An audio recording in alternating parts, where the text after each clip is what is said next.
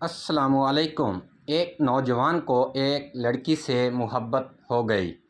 اس نے اپنے دوست سے کہا، یار اپنی مسجد کے جو امام صاحب ہیں نا، مجھے اس کی بیوی سے محبت ہو گئی ہے، کیا تو میری مدد کرے گا؟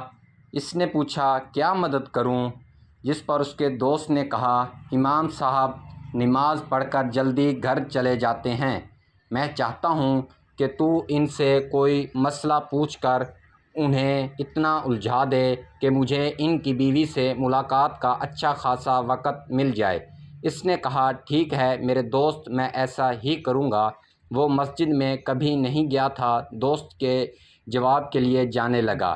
وہ روزانہ امام صاحب کو روکتا رہا، وہ بیچارے بھولے بھالے امام صاحب رکتے رہے اور کئی دن اس کے مسائل کی تفصیلی جواب دیتے رہے۔ مہینوں گزر گئے۔ ایک دن اس کے ضمیر نے اس کو جھنجھوڑا کہ وہ مسجد کے امام صاحب کے ساتھ کتنا غلط کر رہا ہے۔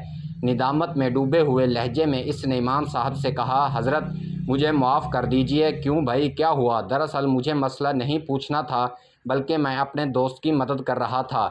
وہ اور آپ کی بیوی ایک دوسرے سے محبت کرتے ہیں، آپ جلدی گھر چلے جاتے تھے، اسی لیے اس موقع نہیں ملتا تھا کہ اس سے ملے۔ اس کی مدد کے لیے میں آپ کو روکے رکھتا تھا۔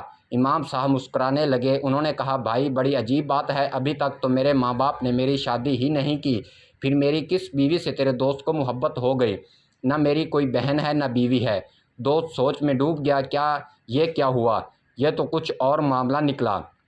امام صاحب کی شادی ہی نہیں ہوئی تو میرا دوست کس کے پاس جاتا ہے؟ جب تحقیق کی تو پتہ چلا کہ وہ امام صاحب کی نہیں بلکہ اس کے گھر جا کر اس کی بیوی کے ساتھ ملتا تھا۔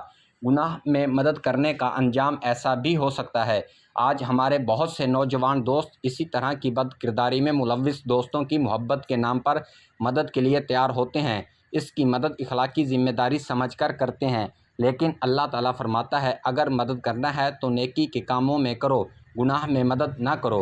اور سچا دوست وہ ہے جب تم خدا کو بھول جاؤ تو وہ تمہیں اس کی طرف متوجہ کرے، ورنہ یاد رکھو دوسروں کے لیے کنواں کھودو گے تو خود بھی گر جاؤ گے۔